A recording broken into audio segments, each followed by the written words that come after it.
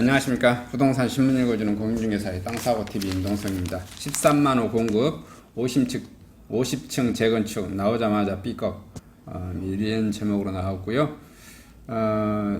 이게 뭐 13만호를 공급하겠다고 하는 이 정책이 보면은 일단은 많은 주택 공급을 해주니까 뭐 좋은 것 같은데, 내용을 보면 그냥 한마디로 표현하면 그냥 쓰레기 같은 정책이다, 이렇게 말할 수 있을 것 같아요. 여기에 이제 신문이라든지 나오시는 분들은 전문가분이고, 공영 뭐 방송 뭐 그런다고 그럴까요? 아니면 하여튼 이런 데서는 그런 표현을 이제 쓸 수가 없어서 그런 거고, 유튜브 같은 경우는 그냥 자기 개인 의견 말할 수 있는 거잖아요. 그래서 제가 보기에는 그냥 쓰레기 같은 정책이에요. 왜 그러냐면 정부 지금 여당이 하는 게 어떤 그 장기적인 로드맵을 가지고 뭐 장기 계획을 세워서 뭐 하는 게 아니라 그때 따라서 그냥 즉흥적으로 하는 거예요. 그런 거기 때문에 도움이 하나도 안 된다, 이렇게 말씀드립니다. 도움이 하나도 안 된다. 13만 원 공급하겠다고 하지만 50층까지 재건축하겠다고 하지만 90% 이익 환수하겠다. 그죠? 그 다음에 공공임대로 아파트를 쫙 다 깔겠다.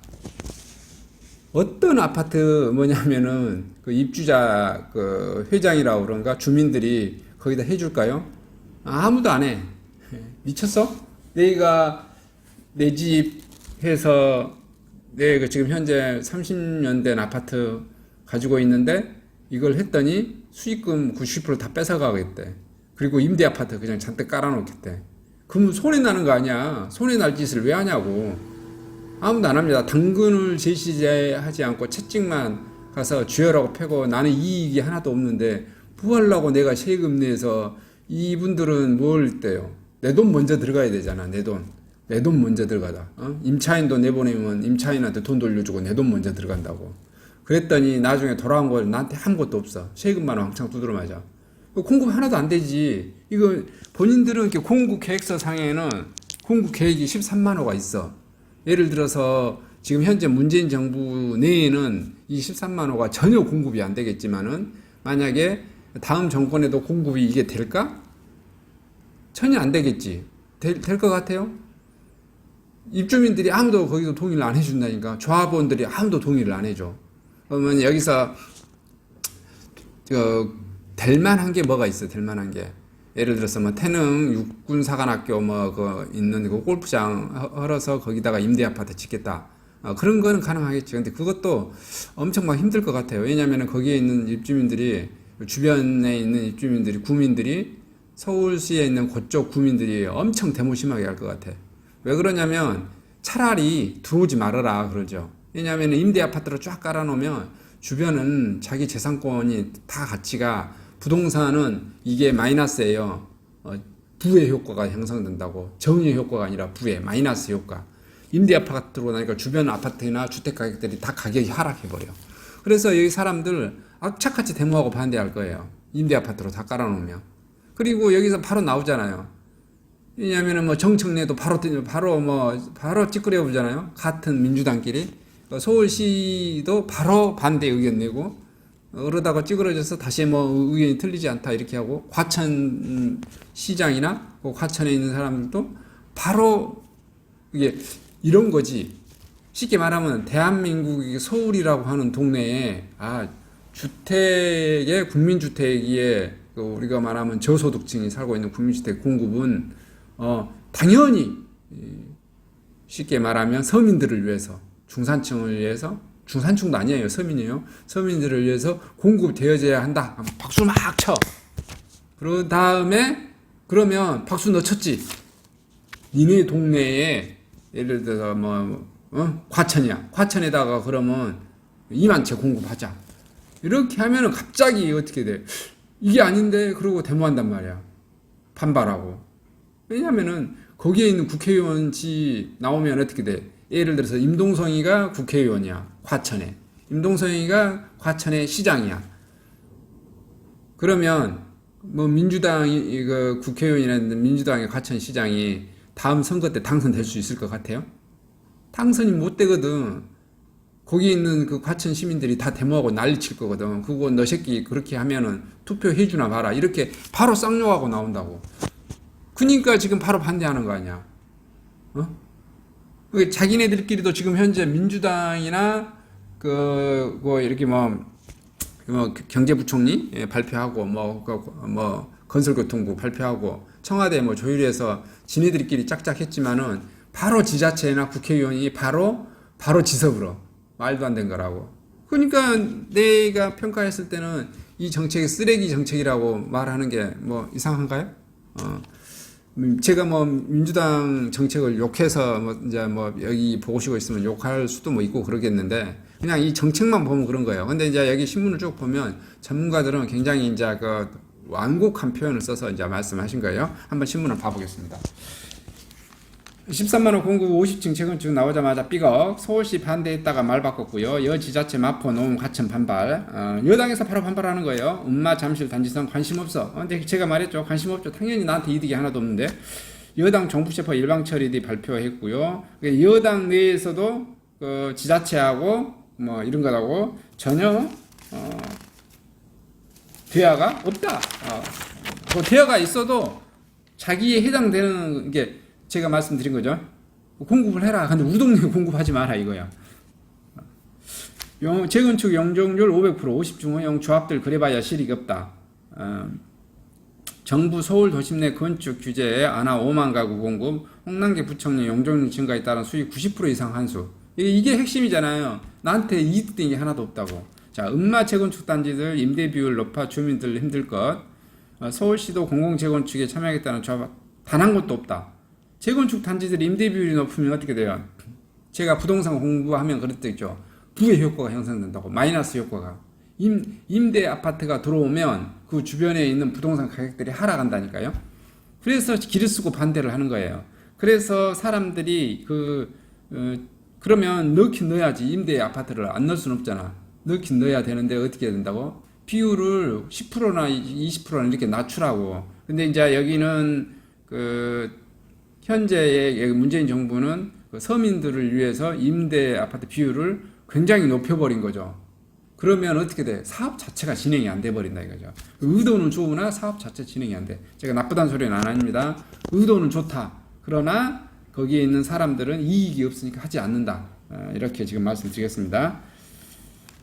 자, 공공재건축 반대, 4시간 뒤 반대 아니다 말 바꾼 서울시 이렇게 지금 나오고 있고요. 자, 3045년 지분형 적립 아파트 이게 차쪽 나오는 것 같아요. 이게 지금 현재 저도 아파트를 샀지만 지분형으로 산 거예요. 이게 사실은 말장난인가요? 봐봐요. 내가 나주혁신도시 아파트를 3억 주고 샀습니다. 3억 주고 샀는데 어떻게 했다? 1억은 내 돈 집어넣고 2억은 은행 돈 집어넣었어요. 그래서 2억은 장기 30년 대출로 해서 상환시킬 거예요. 장기 30년 지분형인 거잖아요. 내가 30% 하고 은행 돈 70% 집어넣고 내가 35% 집어넣나요? 은행 돈 65% 집어넣었어. 근데 이것을 내 돈 30%나 내 돈 20%나 40% 집어넣고 SH나 LH에다가 20년 장기, 30년 장기로 할부 형태로 사는 거지 뭐. 똑같은 거지 뭐. 지분형이나 할부 구매나 말장난이고 뭐 그런 거라고 보지 않겠습니까? 똑같습니다. 여기 이제 돈은 또 어떻게 할 것인지. 이제 뭐 이게 세부 사항은 나오겠죠. 이제 은행으로 하는 방식은 뭐냐? 우리는 이자를 주는 거고, LH나 SK다 하면은 그것을 뭐 세금으로 떼올 것인지, 예를 들어서 20년 장기 할부로 하면은, 아니면은 예를 들어서 3억짜리 아파트 사고 1억 내 돈 집어넣고 2억은 20년 할부로 LH한테 차서 주는데 나머지 돈을 할부 이자 형태로 뭐 줄 것인지 하겠죠? 안 받진 않을 거예요. 조금이라도 받긴 받겠죠. 자, 공공재건축 반대 4시간 뒤 반대 아니다. 말바꾼 서울시 오전 10시 30분에 정부 대책 나오자마자 서울시 오후 2시 정면 반박 논란이 되자 오후 6시 이견 없다 뭐 했는데 실무상에 들어가면 또 둘이 싸울 거예요. 그죠?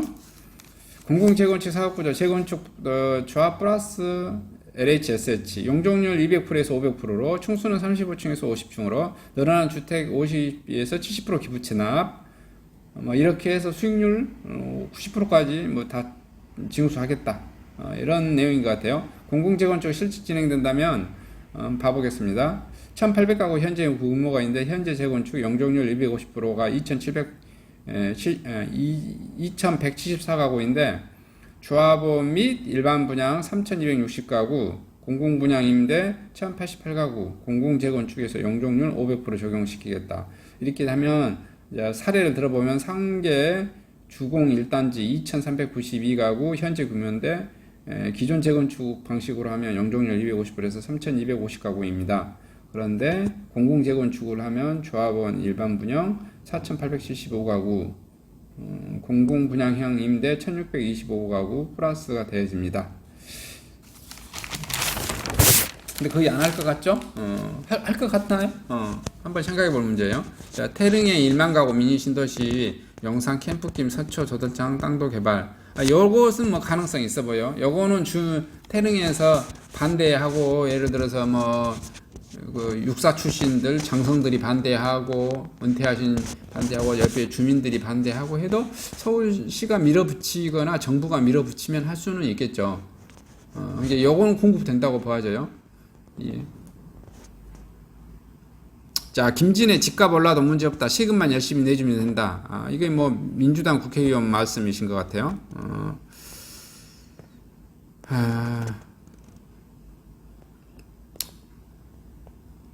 불로소득이 있으면 거기에 따른 개발 이익이 환수하도록 해달라.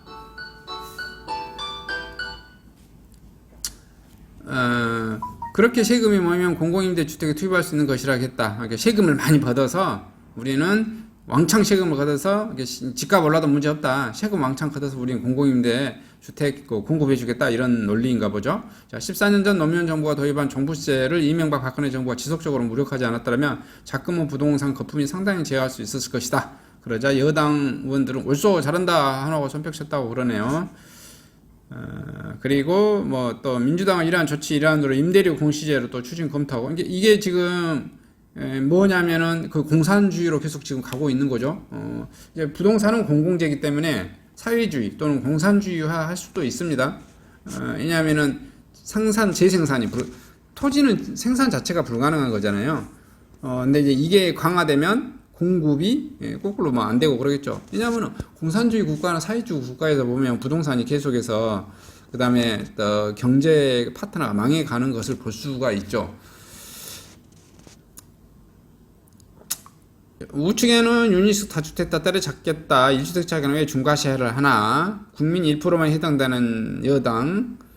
그건 1%에게도 기본권은 있어. 전세 결국은 소멸된다 하더라도 과정을 부드럽게 하는 게 정책이다. 이렇게 말하고요. 허영 교수, 헌법학 교수의 대가입니다. 부동산 세법. 제가 법과대학 다닐 때 허영 교수님께서 쓰는 헌법 책으로 공부를 열심히 했죠. 부동산 세법 도살적 과세에 해당해 위헌이다. 재산권 침해 과잉금지 위반했고요. 부동산 세법 놓고 위헌 논란 커지고 있다. 사법준비시행 모임 헌법 소원 청구할 예정이다. 이렇게 하는 것 같아요.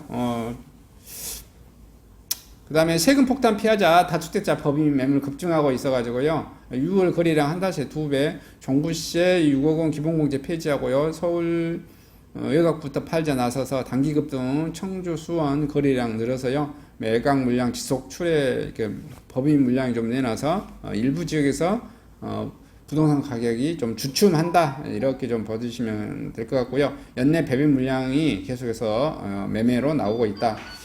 시장에서 이렇게 지금 되어질 것 같습니다.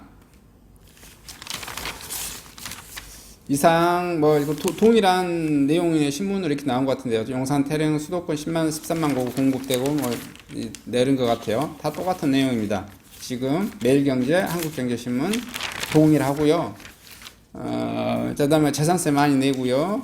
이렇게 계속 전월세 폭등경만 표준임대로 정부가 지금 표준임대로 만지작거리고 있는 것 같습니다. 그다음에 이제 중장기 공급 전문가들의 대책은 봐보면 제가 쓰레기 같다고 말씀을 드렸었잖아요. 근데 8.4대책 봐보시면 백준 도시정비 대표는 총평은 민간 재건축 활성화에 대책 아쉽다. 그 다음에 가장 효과적인 정책은 공공참여 고밀 재건축이다. 향후 보완의 열점은 재건축 초과이익 한수제 분상제 완화를 해야 된다. 집값에 미칠 때 강남권의 영향이 적다. 그 다음에 송인호 KDI 경제전략연구부장은 총평은 공급 의도는 좋지만 중장기 계획이 부족하다.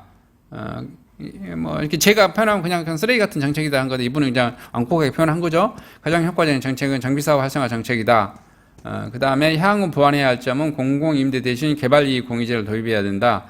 집값에 미칠 영향은 중장기적 안정에 도움이 될 것이다.